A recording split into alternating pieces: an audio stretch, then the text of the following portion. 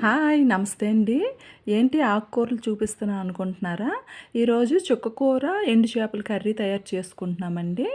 నేను మేడ మీదే గోలెల్లో పండించుకున్న చుక్కకూర అండి ఇది. చాలా టేస్టీగా, ఈజీగా ఎలా చేయాలో చూద్దాం. ముందుగా చుక్కకూరను తీసుకొని కడిగేసి కట్ చేసుకున్నానండి. చుక్కకూర ఎంత క్వాంటిటీ తీసుకున్నానో అంతే క్వాంటిటీలో ఉల్లిపాయలు తీసుకొని కట్ చేసుకున్నాను.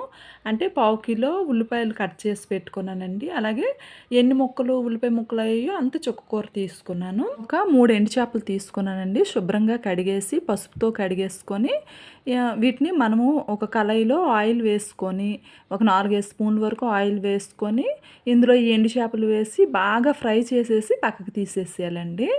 ఇదే కళాయిలోని ఆ ఆయిల్లోని మనము కట్ చేసి పెట్టుకున్న ఉల్లిపాయ ముక్కలను కూడా వేసుకోవాలి. అలాగే 2 పచ్చిమిరపకాయలు కట్ చేసుకున్నాను. వాటిని కూడా వేసుకొని బాగా వేయించుకోవాలండి. ఈ ఉల్లిపాయ ముక్కలు ఆయిల్లో బాగా ఫ్రై అయిన తర్వాత ఇందులో 1 టేబుల్ స్పూన్ వరకు అల్లం వెల్లుల్లి పేస్ట్ వేసుకొని పచ్చివాసన పోయేంత వరకు బాగా వేయించుకోవాలండి. ఇది వేగిన తర్వాత మనం కట్ చేసి పెట్టుకున్న చుక్కకూర కూడా వేసుకోవాలి. మనము చుక్కకూర ఎక్కువ ఉల్లిపాయలు తక్కువ తీసుకుంటే పులుపు ఎక్కువగా ఉంటుందండి. కాబట్టి సమాన క్వాంటిటీలో తీసుకుంటే మనకు టేస్ట్ బాగుంటుంది.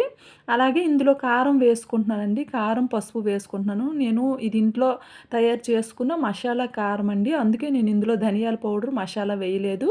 ఒకవేళ పొడి కారం వేసుకుంటే ఇందులో 1 టేబుల్ స్పూన్ పొడి కారం, అర టేబుల్ స్పూన్ ధనియాల పౌడర్, పావు table spoon garam masala powder వేసుకుంటే సరిపోతుందండి. ఇందులో తగినంత సాల్ట్ కూడా వేసుకొని మనము వాటర్ ఒక కప్పు వరకు వాటర్ వేసుకోవాలి. ఒక గ్లాస్ వాటర్ వేసుకొని మనం చూసుకోవాలి మనకి ఎంత పలచదనం సరిపోతుందో అలా వేసుకొని బాగా కలిపేసేసి ఒకసారి టేస్ట్ చూసుకోవాలి. ఉప్పు కారం సరిపోయిందో లేదో చూసుకొని మూత పెట్టేసి ఒక ఉడుకు వచ్చేంత వరకు ఉడికించుకోవాలండి. ఇది ఒక ఉడుకు వచ్చిన తర్వాత మనం ముందు ఫ్రై చేసి పెట్టుకున్నాం కదా ఎండు చేపల్ని ఇందులో వేసేసి మూత పెట్టేసి సిమ్లో పెట్టేసి ఒక 5 నిమిషాలు ఉడికిస్తే మనకి ఈ కూర రెడీ అయిపోయినట్లేనండి.